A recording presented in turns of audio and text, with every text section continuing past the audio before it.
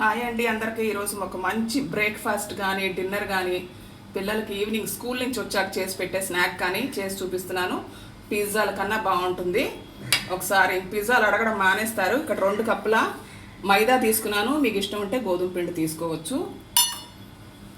ఉప్పు, 1.5 tea spoon చక్కెర, 2 స్పూన్ల నూనె, 4 టేబుల్ స్పూన్ల పెరుగు,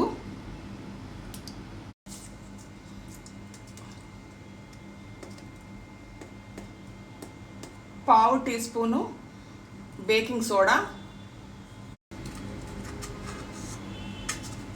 1/2 టీ స్పూను బేకింగ్ పౌడరు. ఇది ముందర కలిపేసుకొని తర్వాత సరిపడా నీళ్లు పోసుకుందాం. ముందే నీళ్లు పోసుకుంటే ఎక్కువ అయిపోతుంది.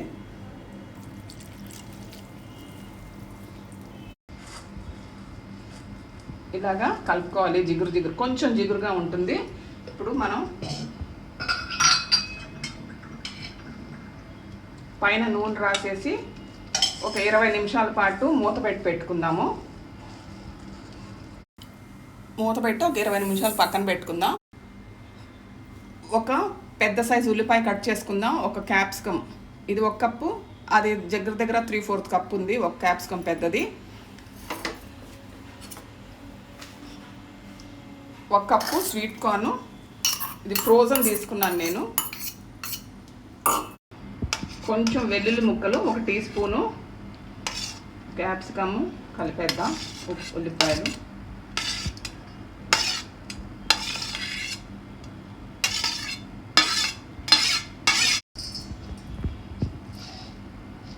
ఒక teaspoon chilli flakes. Chilli flakes ఇంట్లో లేకపోతే పచ్చిమిర్చి చేసుకోండి, లేదా ఎండుమిర్చిని లైట్గా రోస్ట్ చేసేసి మిక్సీలో తిప్పేస్తే చిల్లీ ఫ్లేక్స్ వస్తాయి. 1 టీ స్పూన్ పిజ్జా సీజనింగ్ అంటే ఒరిగానో మిక్స్. ఇది లేకపోతే చాట్ మసాలా వేసుకొని బ్లాక్ సాల్ట్ వేసుకోండి. 2 స్పూన్ల టొమాటో సాస్. ఉప్పు ఎక్కువ వేసుకోకండి. ఉప్పు వేసి పెట్టుకొని మనం ఇవన్నీ మెల్లిగా చేస్తూ ఉంటే నీరు వచ్చేస్తుంది. ఇక్కడ మోజరెల్లా చీజ్ వేసుకున్నాను. ఆప్షనల్, వేసుకోకపోయినా పర్వాలేదు, కానీ వేసుకుంటేనే బాగుంటుంది. 1 కప్పు చీజ్ వేసుకున్నాను.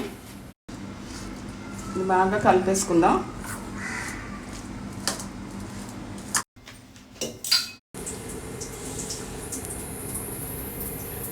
ట్వంటీ మినిట్స్ అయిపోయిందండి. ఇప్పుడు ఒక చిన్న ముద్ద తీసుకుందాము.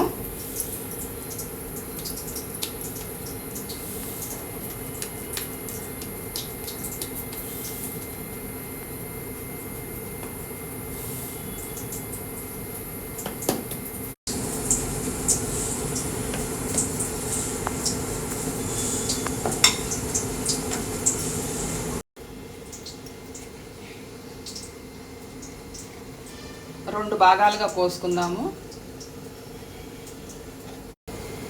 నీళ్ళతో ఎడ్జెస్ తడుపుకోవాలి.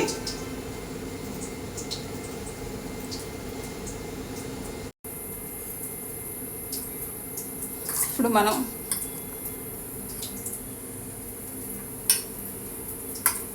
ఈ మిక్చర్ని స్టఫ్ చేసుకున్నాం. నేను దీంట్లో ఉప్పు అస్సలు వేయలేదు. సాస్లో ఉంది, చీజ్లో ఉంటుంది.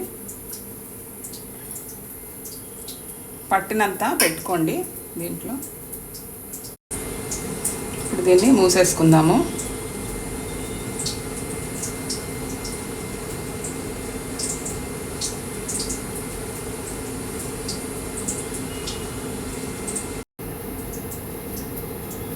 దీన్ని సైడ్స్ నొక్కేసుకుందాం.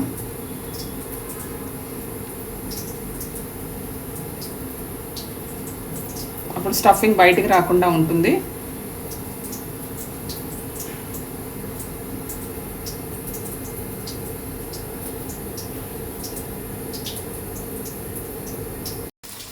ఇది నూనెలో డీప్ ఫ్రై చేసుకుందాం.